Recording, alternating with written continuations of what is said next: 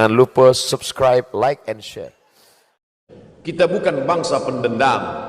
Kita tidak pernah mendendam dalam hati, tapi kita ingin menunjukkan ihqaqul haq wa ibtalul batil, bahwa yang benar adalah benar, bahwa yang batil adalah batil, bahwa pernah membunuh, pernah menyiksa, pernah menyakiti, pernah menghabisi, ulama dibunuh, maka mesti diceritakan kepada khalayak. Jangan lupa subscribe, like, and share. Wa ala Rasulillah Sayyidina wa Maulana Muhammad ibn Abdullah wa ala alihi wa sahbihi wa man tabi'ahu wa mawala. Ashhadu an la ilaha illallah wahdahu la sharika lah, wa ashhadu anna sayyidina Muhammadan abduhu wa rasuluhu la nabiyya ba'dah. Allahumma salli ala sayyidina Muhammadin an-nabiyil ummi wa ala alihi wa sahbihi wa barik wa sallam. Qala Allah ta'ala fil Qur'anil azim wa huwa asdaqul qailin. A'udzu billahi minasy syaithanir rajim. Ya ayyuhalladzina amanu taqullaha haqqa tuqatih wa la tamutunna illa wa antum muslimun. Wa qala ta'ala fi ayatin ukhra, ya ayyuhalladzina amanu taqullaha wa qulu qawlan sadida yuslih lakum a'malakum wa yaghfir lakum dhunubakum wa man yuti'illaha wa rasulahu faqad faza fawzan 'azima. Ibadallah, usikum wa nafsi bitaqwallahi wa ta'atihi faqad fazal muttaqun. Hadirin jamaah Jumat yang dimuliakan Allah Subhanahu wa taala. Ketika Nabi sallallahu alaihi wasallam sampai di kota Al-Madinah Al-Munawwarah, dia dapati ada Yahudi Bani Nadir, Yahudi Bani Quraizah, Yahudi Bani Qainuqa, Yahudi Khaybar. Hari itu mereka tidak makan, tidak minum. Nabi bertanya, "Ma hadza? Hari apa ini? Mengapa kalian tidak makan dan minum hari ini?" Mereka menjawab, "Hadza yaumun salihun." Ini hari yang saleh, ini hari yang baik. Najjallahu fihi Musa wa aghraqa fihi Fir'aun. Hari ini Allah menyelamatkan Nabi Musa alaihi salam dan menenggelamkan Fir'aun di Laut Merah. Fasamahu syukran lillah. Lalu pada hari ini, sekian abad yang lalu, Nabi Musa alaihi salam bersyukur kepada Allah dengan melaksanakan puasa. Maka kami pun hari ini tidak makan, tidak minum karena bersyukur kepada Allah, karena sudah menenggelamkan Fir'aun dan menyelamatkan Musa beserta rombongannya menuju Palestina. Apa pelajaran dari kisah ini? Bahwa permusuhan antara hak dan batil, antara hitam dan putih, antara bengkok dan lurus tidak pernah berakhir selama dunia masih terkembang. Sebelum Nabi Musa alaihissalam ada orang baik bernama Ibrahim. Ibrahim menghadapi Namrus. Namrus Allah matikan dengan cara yang hina, hanya dengan masuk nyamuk ke telinganya. Hamba yang angkuh sombong itu pun mati. Hari berganti musim berubah, datang masa Musa. Maka Musa berhadapan dengan seorang yang zalim. Yudhabbihuna abna'akum wa yastahyuna nisa'akum. Anak laki-laki dia sembelih hidup-hidup, dia potong. Anak perempuan dia biarkan hidup, karena baginya bukan ancaman. Dia lakukan itu hanya karena mimpi. Hanya karena mimpi melihat ada anak kecil yang mengambil mahkota dari kepalanya. Maka dia sembelih semua anak-anak yang lahir pada saat itu. Begitu berakhir masa Musa alaihissalam, datang masa Isa. Maka dunia masih lagi diisi oleh kebatilan. Segerombolan para politikus yang tidak senang dengan Isa alaihissalam, dia mesti dihabisi, dia mesti dibunuh. Maka bersekongkol dengan pendeta-pendeta Yahudi. Tapi Allah menyelamatkannya. Wa ma qataluhu, mereka tidak berhasil membunuhnya. Wa ma salabuhu, mereka tidak menyalibnya. Walakin syubbiha lahum, ada orang lain yang diserupakan dengannya. Dialah pengkhianat bernama Yahuza, Yudas Iskariot. Memang dia hanya layak mati di tiang salib. 571 tahun setelah peristiwa besar itu, apakah dunia berakhir? Belum. Muncul orang baik bernama Sayyidina wa Maulana Muhammad sallallahu alaihi wasallam. Sekali lagi drama berlanjut, datang orang-orang memilih peran menjadi musuh kebaikan. Abu Jahal Bahkan namanya tertulis dalam Al-Quran, tabbat siyada abi lahabi wa tabba, ma aghna anhu maluhu, hartanya tidak bisa menolong, wa ma kasab, usahanya, bisnisnya tidak bisa membantu. Dan yang paling mengenaskan, istri yang mendampingi juga ikut bersekongkol.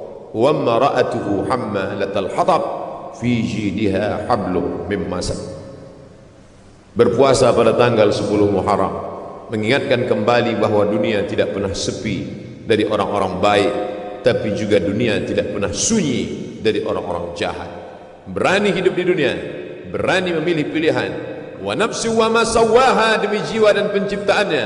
Fa alhamaha fujuraha wa taqwaha, diberikan dua jalan, jalan fujur dan jalan taqwa. Qad aflaha man zakkaha, beruntung orang yang mensucikan dirinya. Wa qad khaba man dassaha, sia-sia orang yang menodai, menistai dirinya. Menjadi suku apapun itu bukan pilihan kita. Menjadi orang Pariaman itu bukan pilihan kita. Menjadi orang Cina kita tidak pernah memilih, tapi menjadi orang beriman kita berada di antara dua pilihan. Alladzina amanu wa 'amilus salihati ulaika ashabul jannah, orang beriman dan beramal saleh tempatnya di surga. Walladzina kafaru wa kadzdzabu bi ayatina, orang-orang yang kafir dan mendustakan ayat kami, ulaika ashabun nar, mereka penghuni neraka. Allah pinjamkan telinga, Allah pinjamkan mata, Allah berikan hati, Allah berikan kuasa, Allah berikan kudrat dan iradat. Semua ini barang pinjaman, sampai masanya harus dikembalikan kepada pemiliknya, dan kelak kita akan ditanya. Inna sam'a, pendengaran, wal basar, penglihatan, wal fuad, hati dan pikiran, kullu ulaika kana anhu mas'ula, semua akan disoal, semua akan ditanya. Kemana telinga kau pakai? Sudahkah kau cari kebenaran? Kemana mata kau gunakan? Sudahkah kau pandang kebenaran? Kemana hati dan pikiran kau manfaatkan? Sudah kau pilih kebenaran? Pada saat itu Musa berhasil memilih kebenaran. Pada saat itu Isa berhasil mengalahkan kebatilan. Zaman Nabi sudah terputus. La nabiyya ba'dah, tak ada satupun Nabi sesudah dia. Tidak ada lagi Nabi. Tapi pertikaian, konflik antara hak dan batil masih terus ada. Hari ini kita beramai-ramai di rumah Allah, tapi di saat yang sama ada juga orang-orang batil di tempat kebatilan. Nanti malam kita akan sholat isya pengajian, berada di tempat yang baik, masjid, bersama orang-orang baik, ulama, bersama sahabat terbaik, orang soleh. Tapi non di seberang sana ada orang-orang berada di tempat yang tidak baik, bersama pelaku maksiat, fasik. Wallahu la yahdil qaumal fasiqin. Berani hidup di atas dunia, berani memilih antara hak dan batil, tapi kita tidak pernah sombong. Kita minta kepada Allah, Allahumma arinal haqqa haqqa warzuqna ittiba'ah, tunjukkan padaku bahwa yang benar itu adalah benar, berikan aku kekuatan untuk mengikutinya. Wa arinal batila batila warzuqna ijtinabah, tunjukkan pada aku bahwa yang batil itu salah, dan beri aku kekuatan untuk menjauhinya. 10 Muharram bukan sekedar menahan makan dan minum. 10 Muharram mengingatkan kembali tentang konflik antara hak dan batil. Sanggup kita memilih, kita menang. Salah kita memilih, kita gagal. Singkat, tapi akibatnya luar biasa. Berapa lama menjalani hidup yang salah, yang khilaf, yang tidak benar itu? Hanya dari akil baligh umur 10 tahun menjelang malaikat maut pencabut nyawa datang 63 tahun. Itu pun kalau sampai seperti umur Sayyidina wa Maulana Muhammad sallallahu alaihi wasallam. Andai tidak, singkat, tapi akibat yang dirasakan, khalidina fiha abada, kekal selama-lamanya. Asyura 10 Muharram mengingatkan kita bahwa boleh bersyukur atas matinya orang yang zalim. Dia sudah lama mati. Kenapa sampai hari ini orang beriman masih bersyukur? Dia sudah lama ditenggelamkan di Laut Merah. Kenapa hari ini orang beriman masih bersyukur? Bersyukur diselamatkan Musa, bersyukur ditenggelamkan Fir'aun, musuh agama Allah. Bila hari ini ada orang berkata dia tidak jahat, dia hanya khilaf, dia tidak pernah memusuhi agama Allah, dia hanya tersalah, maka orang yang bersalah itu mesti ditunjukkan kesalahannya.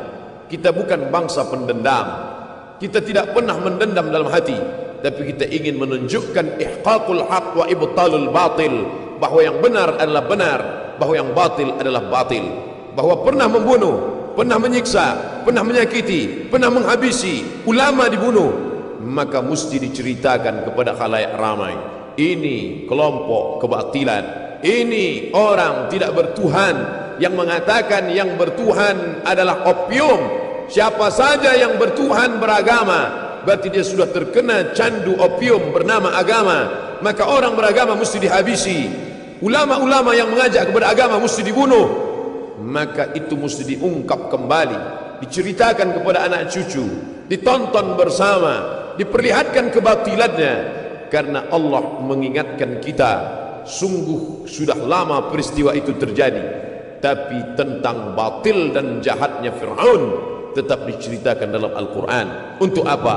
Menjaga generasi akan datang, agar mereka bisa membedakan. Tidak abu-abu, kalau putih jelas putihnya, kalau hitam tampak hitamnya.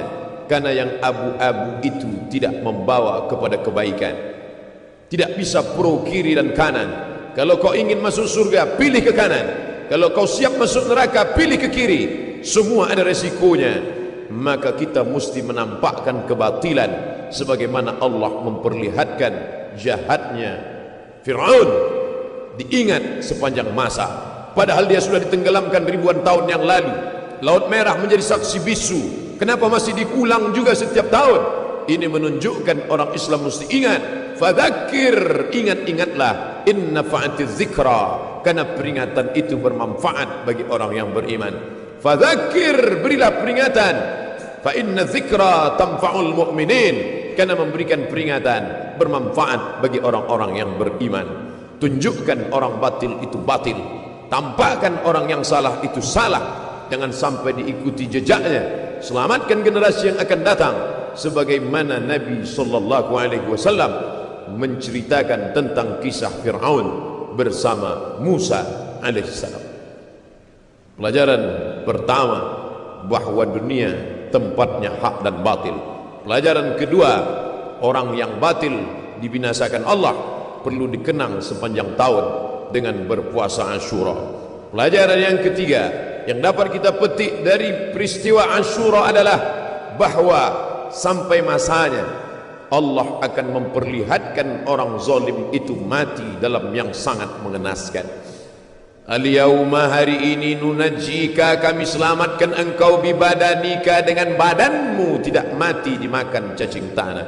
Al-yawma, hari ini, nunajjika, kami selamatkan engkau bibadanika, dengan badanmu tidak membusuk di Laut Merah. Hari ini dia terbujur kaku dalam Museum Tahrir Square di tepi sungai Nil Kairo. Rambutnya berwarna keemasan, kulitnya kehitaman mengering ditelan masa, tapi dia tetap awet. Bagaimana membedakan dia Ramses II dengan mumi-mumi yang lain? Mana yang mumi yang mengejar Musa? Mana mumi yang tenggelam di Laut Merah? Subhanallah, Masya Allah, dalam paru-parunya ditemukan garam. Tidak mungkin masuk garam ke dalam paru-paru, karena ketika kita minum sambil bicara, ketika air masuk dalam saluran pernapasan, kita akan tersedak. Itu kuasa Allah. Tidak mungkin air gula, air garam masuk ke dalam paru-paru. Tapi Fir'aun mati dalam keadaan sangat mengenaskan dan menyakitkan. Falamma adrakahu al-gharaqu, ketika dia tenggelam di Laut Merah, air itu masuk ke lubang hidungnya, masuk ke telinganya, dan yang paling menyakitkan, masuk ke saluran pernapasannya. Dia tak bisa tersedak di dalam Laut Merah. Akhirnya garam itu masuk ke paru-parunya. Ketika dibuka oleh para pakar, inilah dia orang yang mati di Laut Merah. Allah tunjukkan signal, ada tanda-tanda bergaram paru-parunya, paru-paru yang tidak bisa dimasuki air apapun karena kuasa Allah.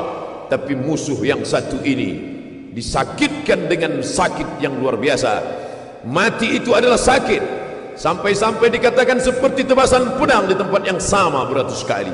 Sampai-sampai dikatakan seperti kambing yang dikuliti hidup-hidup. Tapi yang menyakitkan di atas sakit dialami oleh Fir'aun. Maka dia merasakan kematian itu akhirnya yang berkuasa, yang zalim itu mati juga. Yang kaya mati, yang miskin mati. Yang ganteng mati, yang jelek, yang buruk juga mati. Yang pernah berkuasa sehebat Firaun, hari ini tegak kekuasaannya dalam bentuk piramid, satu di antara 7 keajaiban dunia. Sampai saat ini tak terpecahkan bagaimana menyusun batu-batu besar yang beratnya mencapai 2 ton, tapi bisa dibangun dengan simetris. Ada 3 lubang makam di dalam. Bahkan ada yang ketika saat tertentu masuk cahaya matahari, ruang yang gelap dalam piramid terang benderang. Sungguh mereka pernah hidup dalam masa kejayaan. Tiang-tiangnya yang besar, mereka tidak membuat cor, mereka tidak membuat tiang dari semen, tapi bukit yang mereka pahat. Wa tanhituna minal jibali buyuta. Ada di antara mereka yang sanggup memahat bukit menjadi rumah. Prancis tertarik melihat tiang yang besar itu. Mereka bawa kapal membawa tiang besar dari Mesir menuju Paris, Prancis. Sampai hari ini mereka tegakkan di tengah kota Paris. Apa maknanya? Generasi belakangan tertarik dengan peninggalan-peninggalan Fir'aun, tapi itu semua hanya sebagai saksi sejarah bahwa orang yang zalim berkuasa itu pada akhirnya mati. Ibrahim meninggal, Namrus mati. Musa meninggal dunia, Fir'aun mati. Isa diangkat oleh Allah ke tempat kemuliaan. Herodes, pendeta-pendeta Yahudi yang bersekongkol dengan tentara Romawi, mati. Muhammad sallallahu alaihi wasallam meninggal dalam husnul khatimah. Fir'aun, Abu Jahal, Abu Lahab, semuanya juga mati. Manusia mati meninggalkan nama. Binatang akan mati meninggalkan belang. Harimau mati meninggalkan belang. Gajah mati meninggalkan gading. Manusia mati meninggalkan nama. Nama yang baik atau nama yang buruk.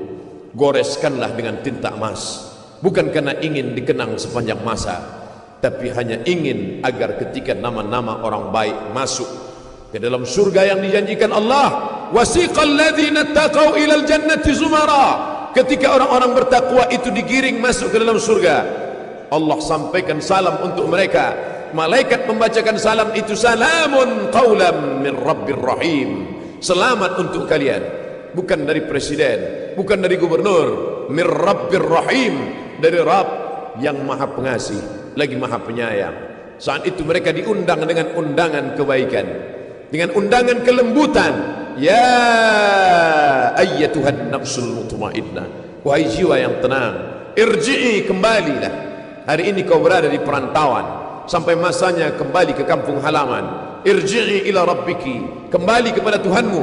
Radiyatan mardiyah, jiwamu dalam keadaan ridha, Allah pun ridha terhadap dirimu. Hari ini kau katakan raditu billahi rabba, aku ridha Allah sebagai Rabbku, wa bil islami dina, aku ridha Islam agamaku, wa bi Muhammadin nabiyya wa rasula, aku ridha Muhammad nabi dan rasulku, wa bil Qur'ani imama, aku ridha Quran sebagai pembimbing, imam, pemimpinku. Tapi Allah belum tentu ridha kepadamu. Tapi bila kau istiqamah memilih jalan Musa, jalan Isa, jalan Muhammad sallallahu alaihi wasallam, kau akan dipanggil dalam keadaan radiyatan mardiyah. Fadkhuli fi ibadi, masuklah dalam golongan hamba-hambaku. Fadkhuli jannati, masuklah ke dalam surgaku. Hari itu kau tak merasakan kesakitan. A'dadtu li ibadiyas salihin, aku sediakan, aku siapkan kepada hamba-hambaku yang saleh. Mala a'yunun ra'at, tak pernah dilihat mata. Wala udhunun sami'at, tak pernah didengar telinga. Wala khatara ala qalbi bashar, tak pernah terlintas di hati manusia. Berapapun usia yang dititipkan Allah, selama hayat di kandung badan, selama ruh masih berada dalam jasad, selama jantung masih berdetak, selama darah masih mengalir, selama masih dipompakan nafas oleh paru-paru, beramal soleh menjadi tujuan.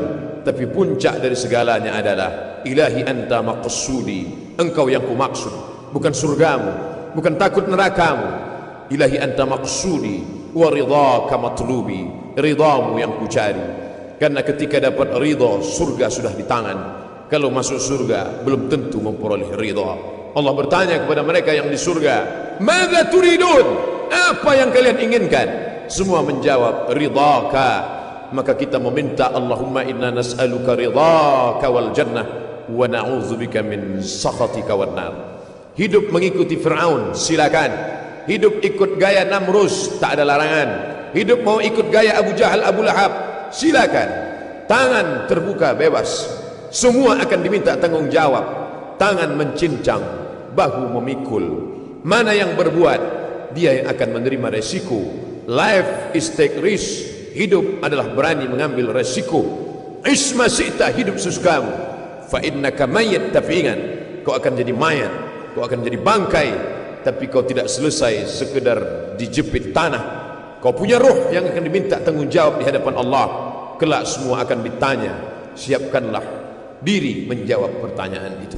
Barakallahu li wa lakum fil Qur'anil azim, wa nafa'ani wa iyyakum bima fihi minal ayati wal dzikril hakim, wa taqabbala minni wa minkum tilawatahu innahu huwal ghafurur rahim.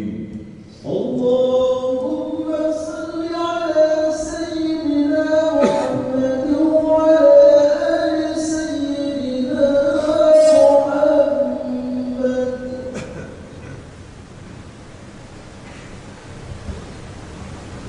الحمد لله رب العالمين وبه نستعين على أمور الدنيا والدين والصلاة والسلام على القائر المر المحجلين سيدنا ومولانا محمد وعلى آله وصحبه ومن تبعه إلى يوم الدين.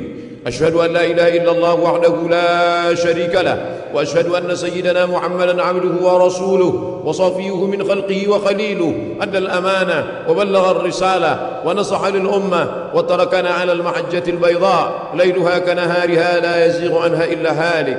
اللهم صل على سيدنا محمد وعلى آل محمد كما صليت على إبراهيم وعلى آل إبراهيم إنك حميد مجيد. اللهم بارك على محمد وعلى آل محمد كما باركت على إبراهيم وعلى آل إبراهيم إنك حميد مجيد. قال الله تعالى في القرآن العظيم وهو أصدق القائلين: أعوذ بالله من الشيطان الرجيم، بسم الله الرحمن الرحيم، والعصر إن الإنسان لفي خسر إلا الذين آمنوا وعملوا الصالحات وتواصوا بالحق وتواصوا بالصبر. وقال تعالى في آية أخرى: إن الله وملائكته يصلون على النبي يا أيها الذين آمنوا صلوا عليه وسلموا تسليما. اللهم اغفر للمسلمين والمسلمات والمؤمنين والمؤمنات الأحياء منهم والأموات برحمتك يا أرحم الراحمين. اللهم انصر إخواننا المجاهدين المظلومين في روهينيا. اللهم انصر إخواننا المجاهدين المظلومين في مصر. اللهم انصر إخواننا المجاهدين المظلومين في سوريا وفلسطين وفي كل مكان ومن مشارق الأرض إلى مغاربها. اللهم انصرهم نصرا عزيزا. اللهم دمر أعداء الدين. اللهم دمر أعداءك أعداء الدين. اللهم شتت شملهم وفرق جمعهم واجعلهم في نحورهم. اللهم ادفع عنا الغلاء والوباء والفحشاء والربا والزنا والمنكر ما ظهر منها وما بطن من بلدنا هذا خاصة ومن بلدان المسلمين عامة. اللهم ارزقنا إماما عادلا. اللهم ارزقنا إماما عادلا. اللهم ارزقنا إماما عادلا. لا تسلط علينا من لا يخافك ولا يرحمنا. عباد الله، أوصيكم ونفسي بتقوى الله وطاعته فقد فاز المتقون. إن الله يأمر بالعدل والإحسان وإيتاء ذي القربى وينهى عن الفحشاء والمنكر والبغي يعظكم لعلكم تذكرون. فاذكروا الله العظيم يذكركم واسألوه من فضله يعطكم ولذكر الله أكبر والله يعلم ما تصنعون. أقم الصلاة. Jangan lupa subscribe, like, and share.